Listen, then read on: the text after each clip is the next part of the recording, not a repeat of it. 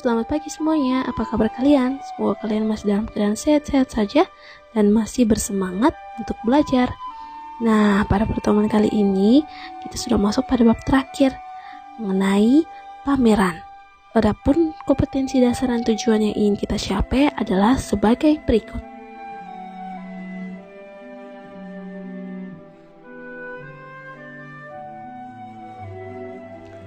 Pasti ada di antara kalian yang pernah melihat pameran ataupun pernah pergi ke sebuah pameran, baik itu pameran lukisan, patung, dan pameran lainnya. Nah, kalau misalnya kita ingin membuat sebuah pameran, apa sih yang harus kita persiapkan? Dan bagaimana cara membuat pameran?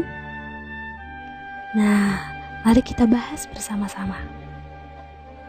Yang pertama kita harus tahu dulu adalah pengertian dari pameran. Ya, pengertian pameran adalah kegiatan yang dilakukan oleh seseorang atau kelompok untuk mengkomunikasikan, memperkenalkan, memperlihatkan, dan memajang hasil karyanya untuk diamati, dihayati, dan diapresiasi orang lain. Di dalam proses pelaksanaannya, sebuah pameran umumnya dipimpin atau dikoordinir oleh seorang kurator yang berperan dalam menentukan arah dan tujuan pameran, untuk memberi penjelasan tentang materi pameran dan mengkoleksi karya yang akan dipamerkan. Nah, adapun juga berbagai karya seni rupa yang akan dipamerkan, biasanya itu seperti pameran lukisan, pameran patung, kriya, ataupun pameran tekstil, dan berbagai karya seni lainnya. Secara umum, jenis pameran dapat dikelompokkan berdasarkan yang pertama, pameran berdasarkan jenis karyanya, yang terbagi atas dua yaitu homogen dan heterogen.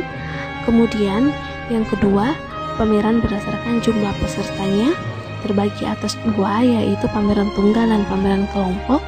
Kemudian yang ketiga, pameran berdasarkan ruang tempat pelaksanaannya, terbagi atas dua juga yaitu pameran di dalam ruangan indoor atau pameran di luar ruangan atau outdoor. Mari kita bahas satu persatu. Yang pertama, berdasarkan jenis karyanya, pameran ini dikelompokkan menjadi dua, yaitu yang pertama, pameran homogen, yaitu jenis pameran yang hanya memamerkan satu jenis karya saja. Misalnya, sebuah pameran lukisan, situ hanya memamerkan tentang lukisan atau gambar-gambar lukisan tanpa ada karya seni lainnya, cuma memamerkan lukisan. Ataupun contohnya pameran patung, maka cuma memamerkan tentang karya patung. Yang kedua, pameran heterogen, yaitu jenis pameran yang memamerkan berbagai macam jenis karya seni.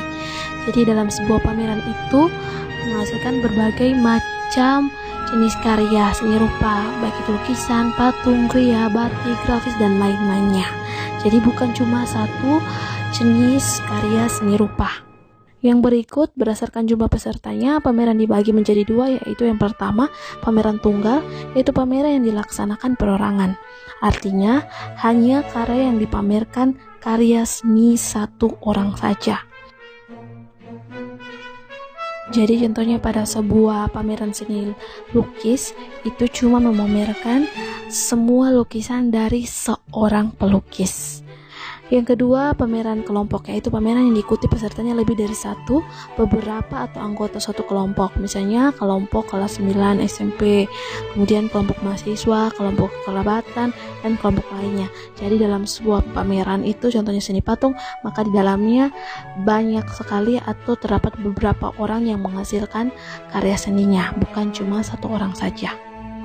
Yang berikut, pameran berdasarkan ruang tempat pelaksanaannya. Yang pertama, pameran di dalam ruangan atau indoor, yaitu pameran dengan mengambil setting tertutup, misalnya di gedung atau museum. Penyelenggaraan pameran indoor harus memperhatikan penataan, unsur cahaya, dan sirkulasi pengunjungnya. Yang kedua, pameran di luar ruangan atau outdoor, yaitu penyelenggaraan pameran ini biasanya karya-karya yang tahan terhadap suhu ruang terbuka, misalnya patung batu ataupun karya seni lainnya yang dapat bertahan di luar ruangan atau tempat terbuka. Kemudian yang kedua, setelah pengertian, yaitu fungsi pameran, khususnya di sekolah. Nah, fungsi pameran ini sangat penting bagi seorang siswa. Nah, fungsinya untuk apa? Yang pertama, sebagai media menampilkan jati diri seorang siswa, sebagai sarana meningkatkan daya ekspresi bagi seorang siswa, sebagai media memperluas cakrawala pengetahuan seni, sebagai media komunikasi antar siswa dengan apresiator, sebagai sarana perangsang kreativitas siswa dengan berbagai karya seni, kemudian sebagai wahana memunculkan ide, aliran, dan jenis seni rupa baru bagi siswa. Yang ketiga, tujuan pameran seni rupa di sekolah. Yang pertama, membangkitkan semangat siswa dalam berapresiasi karya seni rupa. Yang kedua, meningkatkan apresiasi siswa untuk berkarya seni.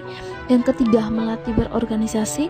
Yang keempat, melatih siswa mandiri dan bertanggung jawab terhadap tugas yang diembannya. Yang kelima, melatih bekerja sama dalam suatu kelompok.